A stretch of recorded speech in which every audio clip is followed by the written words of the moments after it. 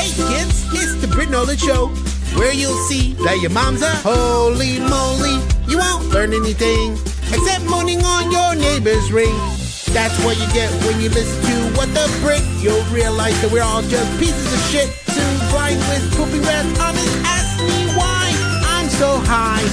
Drop the pants and show off your big giant ballroom. Use it the place where we can all play together forever and ever. Here is Britt sitting on the bee.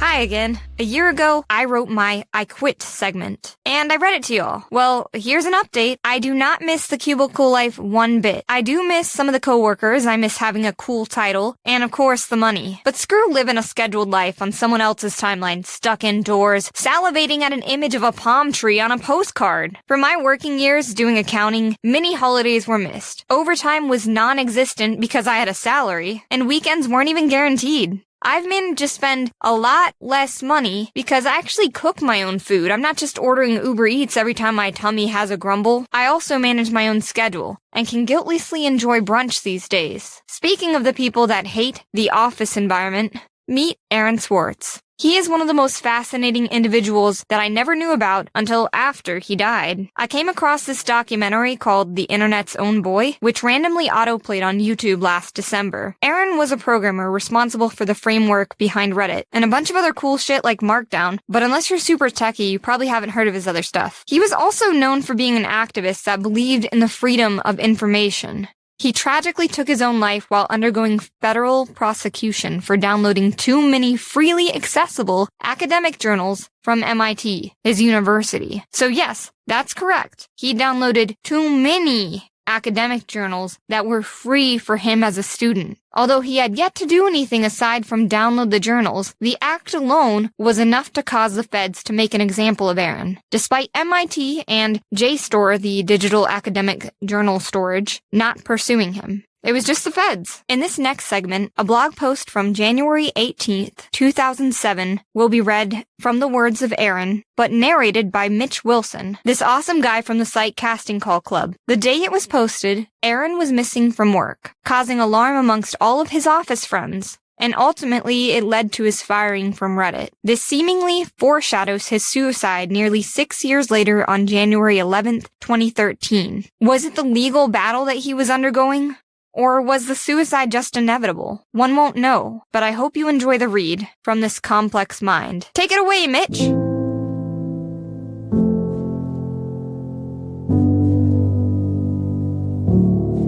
There is a moment, immediately before life becomes no longer worth living, when the world appears to slow down and all its myriad details suddenly become brightly, achingly apparent. For Aaron, that moment came after exactly 1 week of pain, 7 days of searing, tormenting agony that poured forth from his belly. Aaron never liked his belly. Growing up, he was always fat, surrounded by a family of bellowing, rotund Americans who had a room in their house with wall-to-wall, floor-to-ceiling cabinets, all entirely filled with bags and boxes of various pre-processed semi-organic assemblages, which they used to stuff their faces at all hours of the day.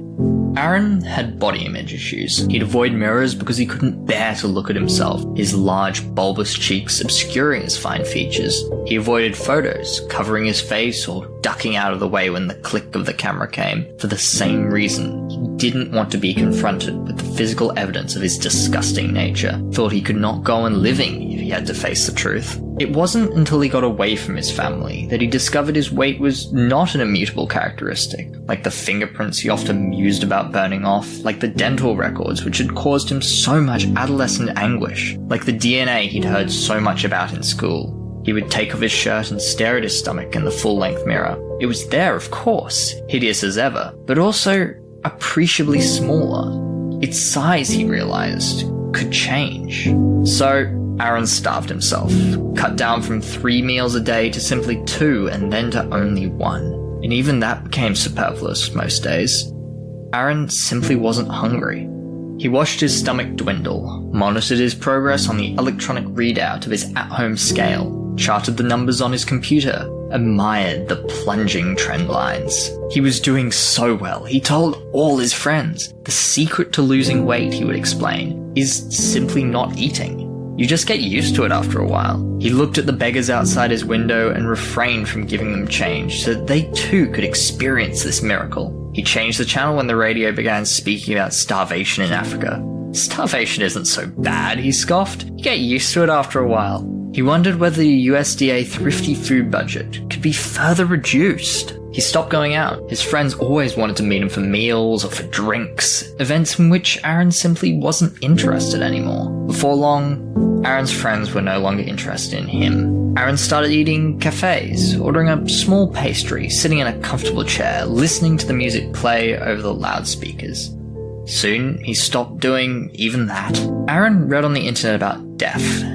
There was a theory, increasingly well supported, that eating is what killed you. They found that rats on extremely restricted diets, rats who ate very few calories, lived impressively long. They saw the same results with other animals, up to and including chimpanzees. They suspected but could not prove the same was true of humans. Every little bite of food was another step towards death. Aaron started eating again. His appetite grew as slowly as it had declined, but within months he was back to eating 3 meals a day. Food suddenly gave him pleasure again. He savored the tastes on his tongue.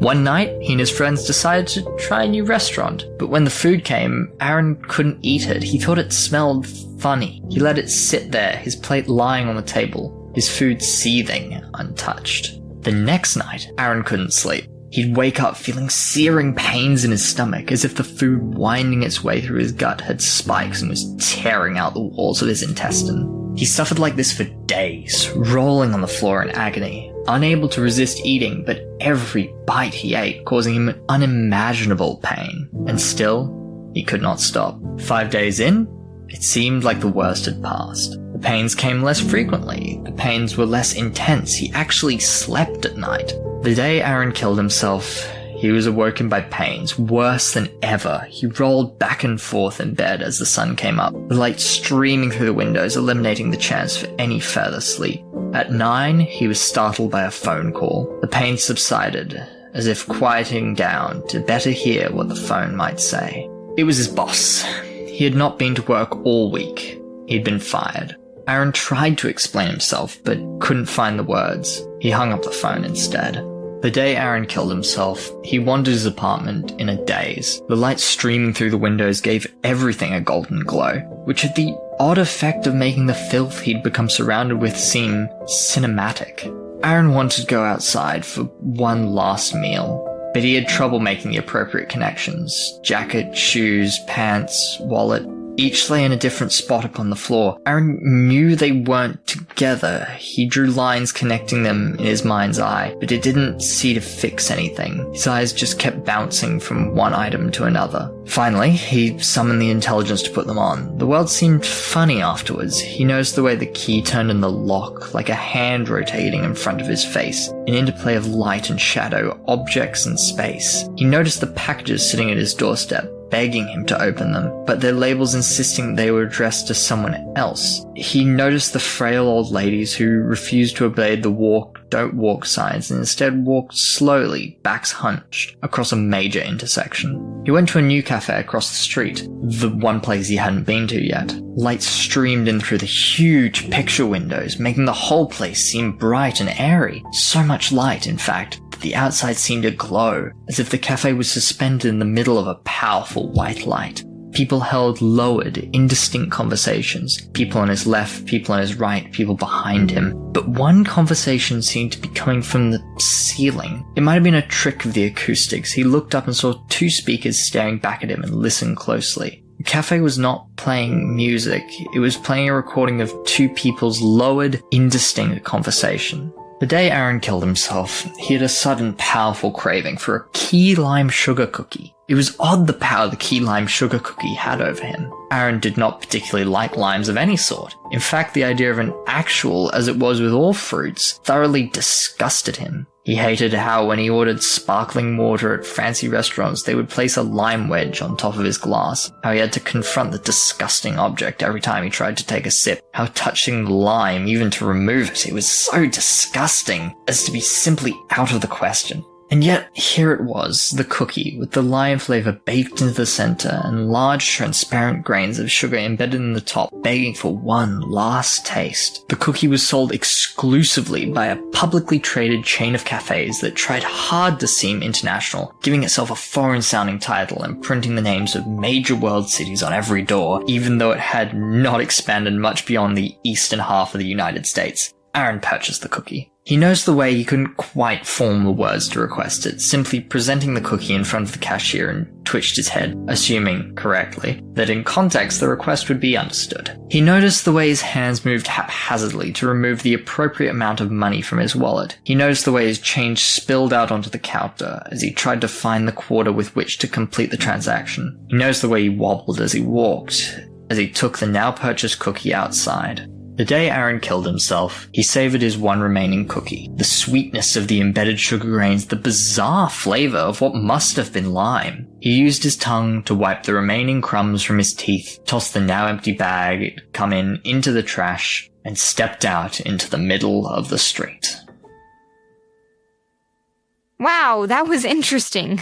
Kind of grim. One little interesting fact I would like to share with you is that Swartz's blog piece there just showed him eating a key lime sugar cookie as his last meal, the night before Aaron's departure from the world on January 10th, 2013. Aaron's actual last meal was a grilled cheese that he split with his girlfriend. I always find last meals very intriguing. My last meal would likely be a medium rare prime rib with a Cobb salad and a brownie a la mode.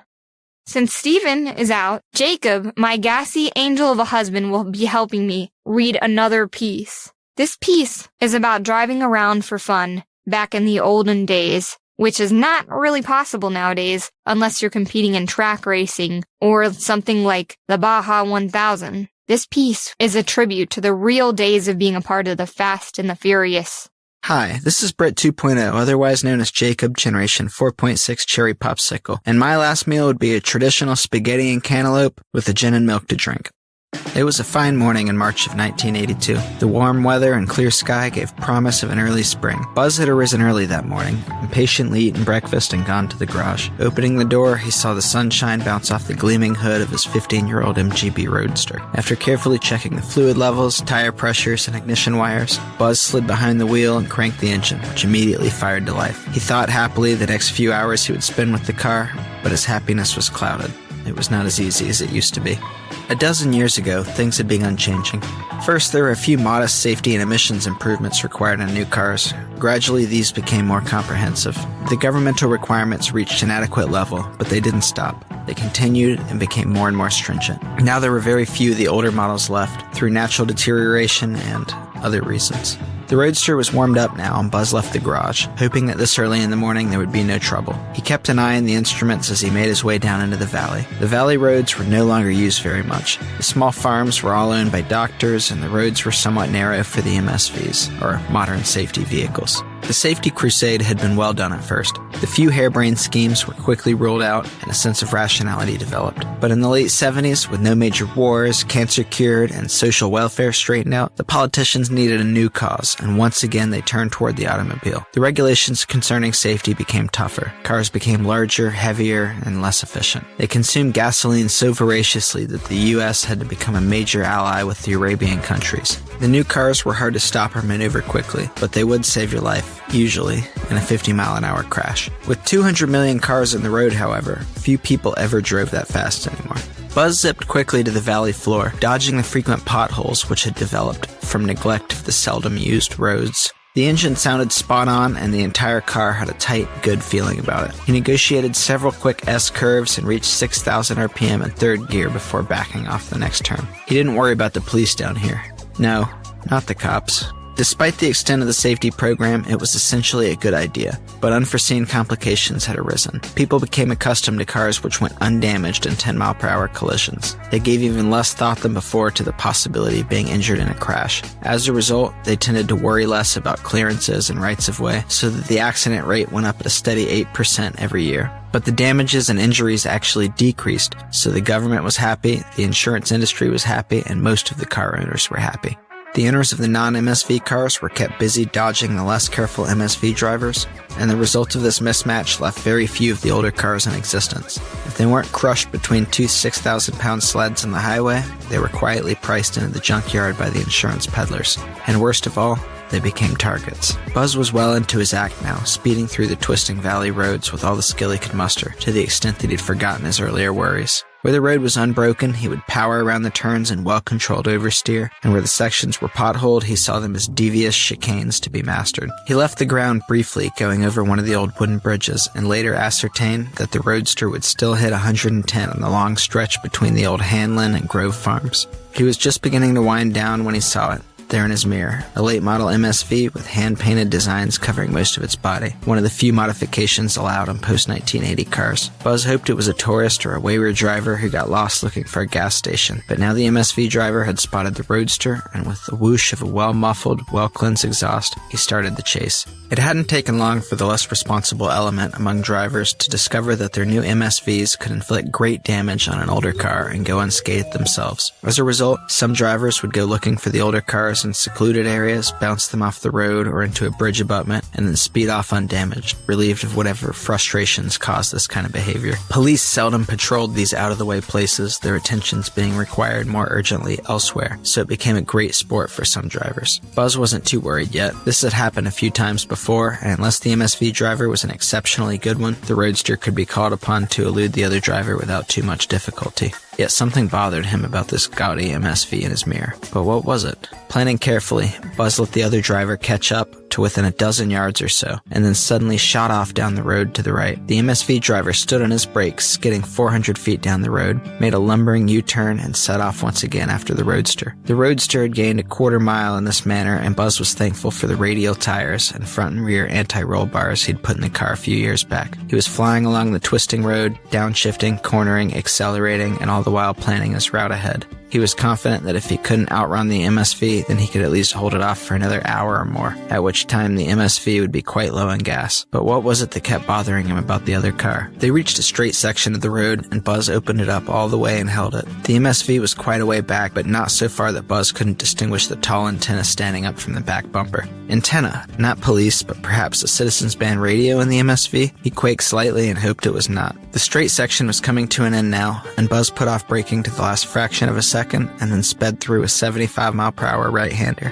gaining 10 more yards on the MSV. But less than a quarter mile ahead, another huge MSV was slowly pulling across the road into a stop. It was a CB set. The other driver had a cohort in the chase. Now Buzz was in trouble. He stayed on the gas until within a few hundred feet, and then he banked hard and feinted passing to the left. The MSV crawled in that direction, and Buzz slipped by on the right, bouncing heavily over a stone in the shoulder. The two MSVs set off in hot pursuit, almost colliding in the process. Buzz turned right at the first crossroad and then made a quick left, hoping to be out of sight of his pursuers. And in fact, he traveled several minutes before spotting one of them on the main road parallel to his lane. At the same time, the other appeared in the mirror from around the last corner. By now, they were beginning to climb the hills on the far side of the valley, and Buzz pressed on for all he was worth, praying that the straining engine would stand up. He lost track of one MSV when the main road turned away, but could see the other one behind him on occasion. Climbing the old Monument Road, Buzz hoped to have some time to get over the top and down the old dirt road to the right, which would be too narrow for his pursuers. Climbing, straining, the water temperature rising, using the entire road, flailing the shift lever back and forth from third to fourth, not touching the brakes but scrubbing off the necessary speed in the corners, reaching the peak of the mountain where the lane to the old fire tower went off to the left. But coming up on the other side of the hill was the second MSV he'd lost track of. No time to get to his dirt road. He made a panicked turn left onto the fire tower road, but spun on some loose gravel and struck a tree with a glancing blow to his right fender. He came to a stop on the opposite side of the road. The engine stalled. Hurriedly, he pushed the starter while the overheated engine slowly came back to life. He engaged first gear and sped off up the road just as the first MSV turned the corner. Dazed though he was, Buzz had the advantage of a very narrow road lined on both sides with trees, and he made the most of it. The road twisted constantly, and he stayed in second, with the engine between 5,000 and 5,500. The crash hadn't seemed to hurt anything, and he was pulling away from the MSV. But to where? It hit him suddenly that the road dead-ended at the fire tower, no place to go but back. Still, he pushed on, and at the top of the hill, drove quickly to the far end of the clearing, turned the roadster around, and waited. The first MSV came flying into the clearing and aimed itself at the sitting roadster. Buzz grabbed reverse gear, backed up slightly to feint, stopped, and then backed up at full speed. The MSV, expecting the roadster to change direction, veered the wrong way and slid to a stop up against a tree. Buzz was off again down the Fire Tower Road, and the undamaged MSV set off in pursuit. Buzz's predicament was unenviable. He was going full tilt down the twisting blacktop with a solid MSV coming up after him and an equally solid MSV coming down after him. On he went, however, braking hard before each turn and then accelerating back up to 45 in between. Coming down to a particularly tight turn, he saw the MSV coming around it from the other direction and stood on the brakes.